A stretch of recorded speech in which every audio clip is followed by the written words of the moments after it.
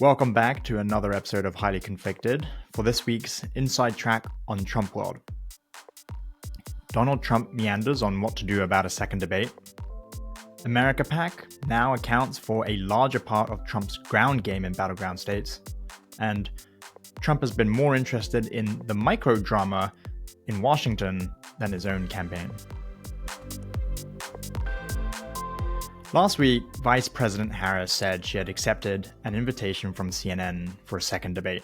This, of course, was not itself news, seeing as Harris called for a second debate immediately after the first one, and that was because Harris and her advisors saw how easy it was for them to get under Trump's skin and win. In fact, the entire Harris campaign went hard on the fact that she wanted a second debate, and Harris herself said in a tweet that she had gladly accepted CNN's invitation for a debate on October 23, while Brian Fallon and Jen O'Malley Dillon, the senior campaign advisors to Harris, all sent out statements that effectively were goading Trump into accepting a second debate. And quite predictably, Trump rejected the idea of another debate, insisting he had won the first one, all this rhetoric about how prize fighters don't call for a second fight immediately after they win, which was surely indicative of the fact that Harris had lost. And then he said the real reason he didn't want to do another debate was because voting had already started in some states, which was, of course, a bullshit excuse because Trump himself previously pushed for a debate with NBC on September 25th, which would have been after the start of absentee ballots and early voting in some states. And in 2020, if you remember, the final debate was October 22. So having a CNN debate on October 23 would hardly have been the end of the world. And in 2016 and in 2020, Trump had a good time and was particularly interested in doing debates all the way through up to the election. So there's been a lot of public flapping from Trump saying no more debates, but privately, it's a much more complicated story. And privately, Trump has started asking questions of his advisors, again, whether he should do a second debate. And this is quite interesting. I'm hearing from multiple Trump advisors that they actually do want him to debate again, basically because they want a do-over. They're putting aside their egos and the embarrassment that came from the last debate because, as I reported for theguardian.com and gave you guys the inside scoop in an earlier episode, Trump's advisors know that he lost and missed major opportunities in terms of trying to reframe the narrative against Harris when they faced off. That itself, I think, is an admission that the current abiding memory of Trump's debate performance is still of him ranting about Haitians eating pets. And that, of course, is far from ideal. And I think a lot of Trump's advisors know that Trump got kind of lucky that the fallout wasn't worse than it was. He got a few days of bad headlines about how it was a debate disaster and how he was ranting and raving from everything about pets to immigrants to saying that he knew it was true because he watched it on TV, and TV had said that the Haitians were eating pets. And then the conversation turned to him eating geese. But then it got overtaken by the far-right conspiracist Laura Loomer traveling with him on his plane on 9/11, and then J.D. Vance got pulled into defending the bomb threats in Springfield, Ohio as a result of the Haitian immigrant claims. And then the second assassination attempt washed away all of that crazy news cycle of that week, and Trump effectively got off without having to be accountable for the objectively bad debate performance. Now, I'm told for his part, Trump is still unenthusiastic about a second debate, but for a range of other reasons, and it's mainly personal grievance. Number one, he's still stewing about what he thinks was particularly unfair treatment from the ABC moderators, and especially David Muir, the anchor of ABC World News Tonight. He has continued to complain in the weeks since that debate performance to aides, to advisors, and to allies that they fact-checked him, but they didn't fact-check Harris, of course, overlooking the part that Harris in general doesn't lie and make up false claims at the rate and abandon that Trump does. But Trump's also complaining effectively about how unfair it was that he beat Joe Biden in the first debate, and that should be all he has to do, that he shouldn't have to go back and debate Harris once or twice or more, and how much he is still wishing he could run in the race that he wants against Biden rather than the race that he's currently in.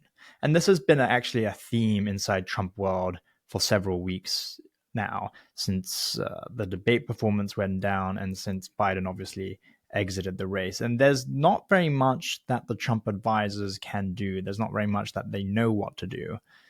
This is Trump having his own personal grievances, and there's no real way to snap him out of it other than to get him refocused on a different issue.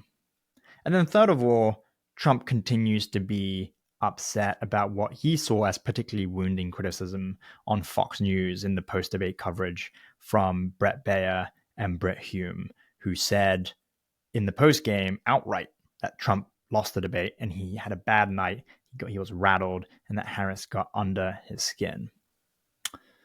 But all of that having been said, he's now contemplating whether or not he should go back into the ring and square off with Harris again. And the one thing that I keep hearing, this kind of measure of optimism from the advisors who want him to debate again, is will Trump be able to countenance J.D. Vance having the last word on a debate stage before Election Day? And whether Trump will want to make himself the grand finale.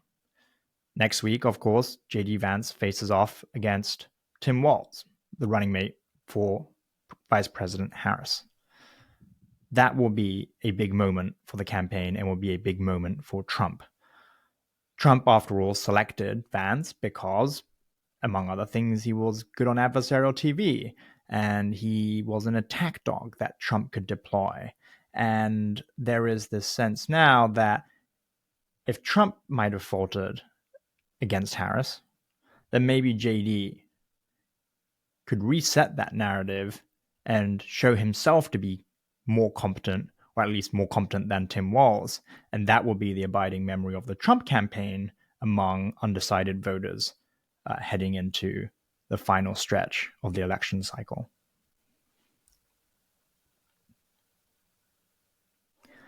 All of Trump's annoyance, at any rate, is coming on the back of the campaign finding itself in its own predicament of clawing back the slim advantage Harris has in the polls.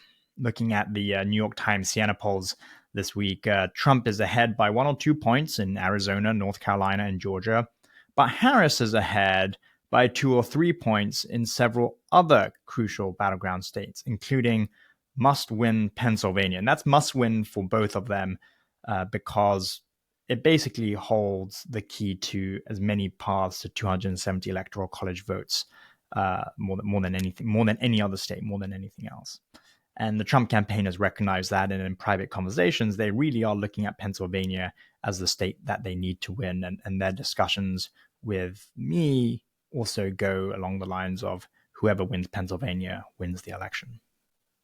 Well, that's all well and good that they have identified Pennsylvania as the state that they need to win.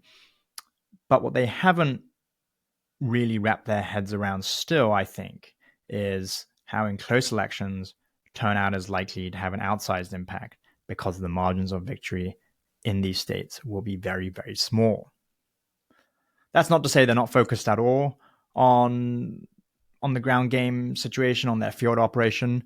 They most certainly are. They have their own new model that they're gambling on, where they will have what they call Trump Force 47 captains. Essentially, ardent Trump supporters go out and knock on doors of neighbors. The program incentivizes them to knock on more doors and reach more likely Trump voters through a loyalty-esque perks tier scheme where they get merchandise like MAGA hats and expedited entry into rallies if the more people they sign up, kind of like if you refer people to a newsletter. And they also have, of course, outsourced everything else to a number of super PACs, or that's at least what they thought they were going to do.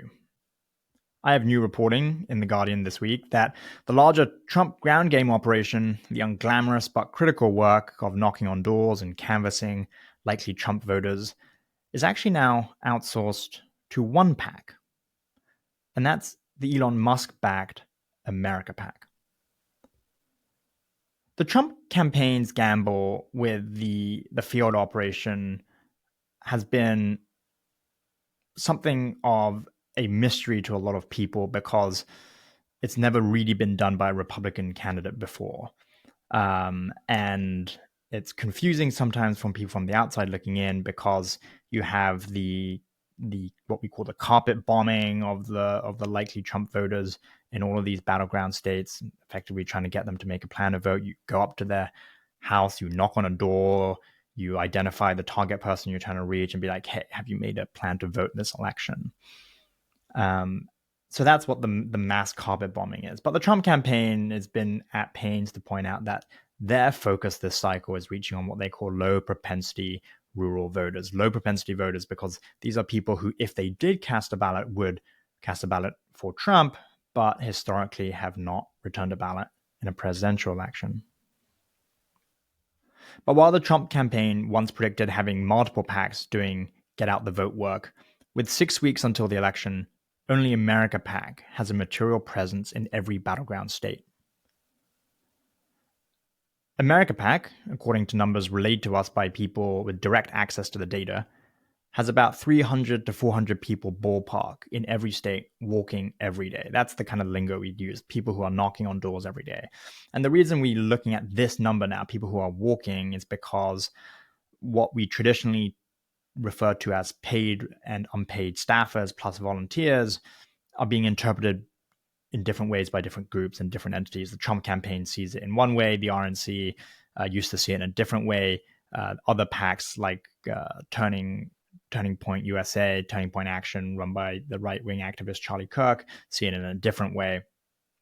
And so I think it makes more sense to talk about it in terms of how many people are knocking on doors every day. And in that metric, America PAC stands alone, and they stand far apart from every other PAC. Like I said, presence in every battleground state. And crucially, they want to do 3 passes of likely Trump voters in all of these states. That's a really big, tall endeavor.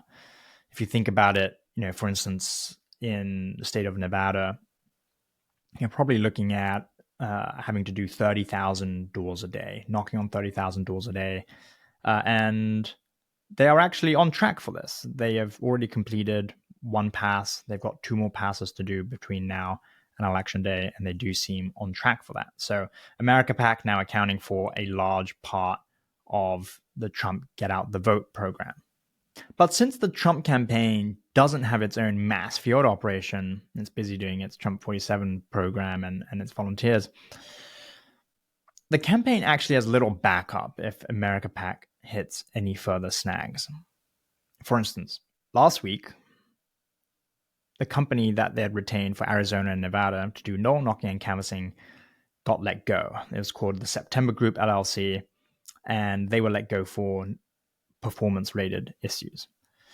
The move to terminate that vendor, though, had damaging consequences because America PAC, first of all, lost several days of canvassing while they busy trying to find a replacement.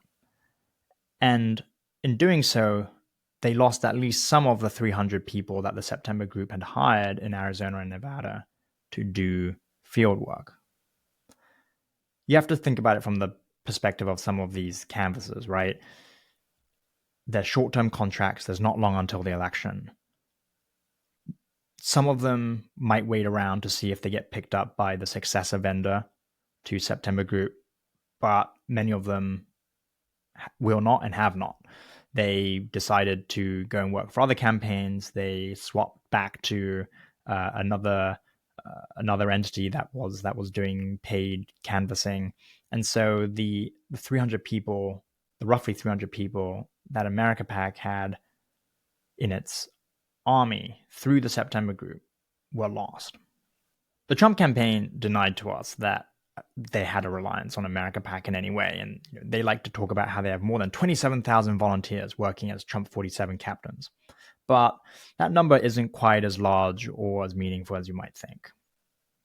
You see, there are tiers to the Trump 47 program, like I explained, and at the top end of the tier, it basically involves volunteers going out and hitting 100 likely voters.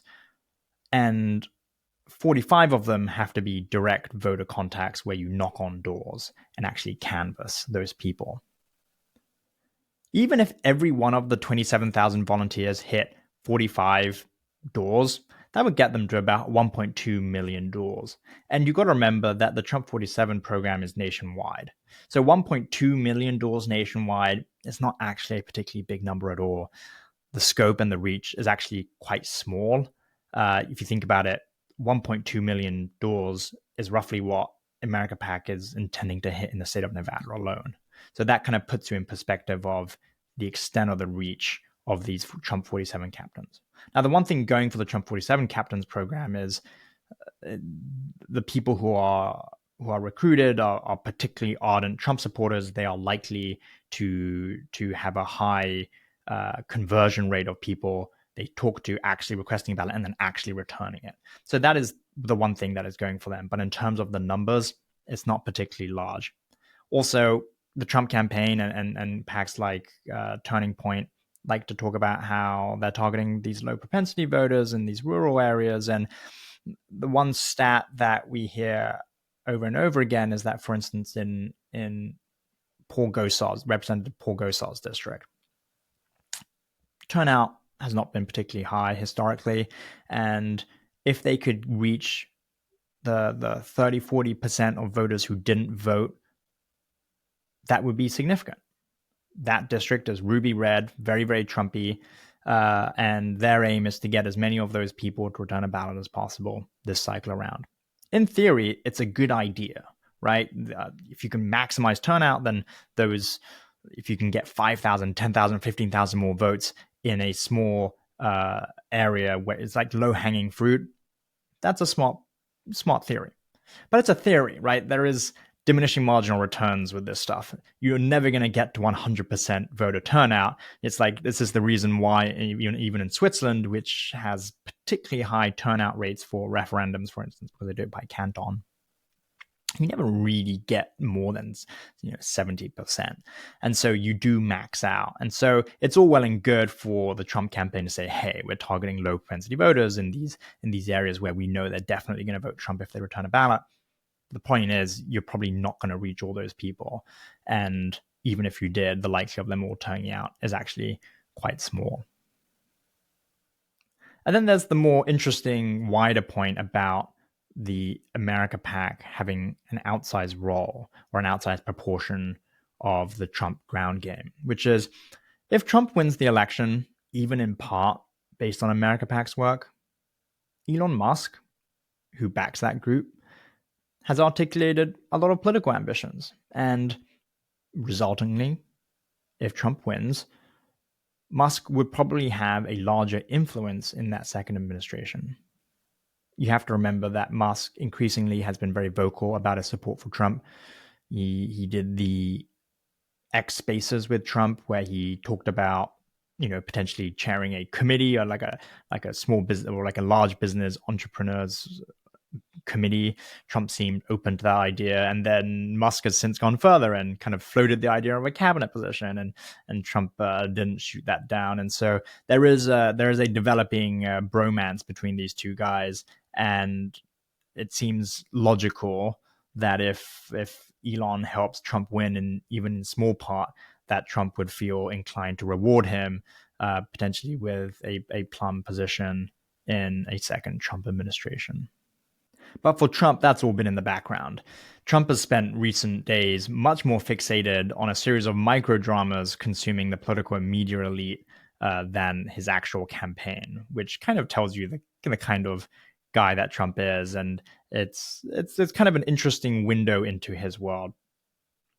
In particular, he's been concerned about not getting dragged into the very messy saga surrounding Mark Robinson, who he endorsed to be the North Carolina governor, but has since been exposed as having called himself a, quote, black Nazi on a porn forum, among other things, according to this explosive report from CNN. Trump has privately told allies that he will never comment on Robinson now, and he has successfully avoided the topic both at his recent North Carolina rally and also at a press conference in New York at Trump Tower. He was asked point blank range if he would weigh in, and he said, "I don't know about that situation," and demurred. It's interesting that his pollsters believe Trump actually might benefit politically from a split ticket in North Carolina, in part because voters there tend to see Trump as his own entity. But Trump is concerned about the Mark Robinson situation, not least because the Harris campaign recently cut this ad that tied him to Mark Robinson and effectively compared the two and said, hey, the Republican Party is clearly upset about one candidate who has made problematic comments online. Funny that they're not making the same sort of comments and concerns about the other candidate, i.e. Trump, with his kind of vulgar and often caustic remarks towards women that are sometimes racist or charged in nature. And so Trump doesn't want to get involved in the messiness of that, but he is obviously preoccupied by it. And he is obviously more preoccupied by another messy situation that has consumed Washington, which is the mini drama about RFK Jr., who is now a Trump surrogate, sexting with New York Mag reporter Olivia Nuzzi. The way Trump found out about this was on the night that Oliver Darcy broke the story on Status, his Substack newsletter. And Trump was getting ready to leave a rally. And from what I was told, Trump effectively got back on his plane and was handed a printed out version of the story ready to go. And that was the first time he learned about it. He learned about it almost instantaneously. And he's not really been able to let it go since. He has called people asking if they know if it was true. He has called people asking if the sexting was anything more than that. He is in many ways, Trump's like a teen girl who just wants to gossip about other people's private and romantic lives. This has always been him, and it was on show for the past week. My colleague on the beat, Tara Palmieri at Puck, reported that he even called up RFK Jr. himself to see if he would weigh in. We're told that RFK has been insistent that he has only met Olivia Nuzzi once, and nothing untoward happened.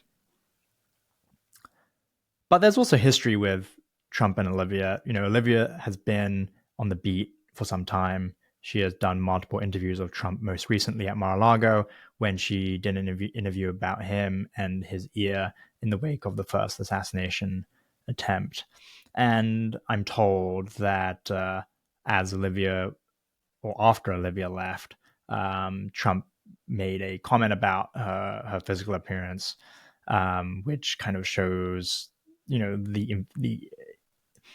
which I think shows the level of interest Trump has in this story. He's got two people he knows fairly well. Number one, Olivia, and number two, RFK, who he even gave a shout out to at his rally in Michigan, saying, look, we're RFK, where are you?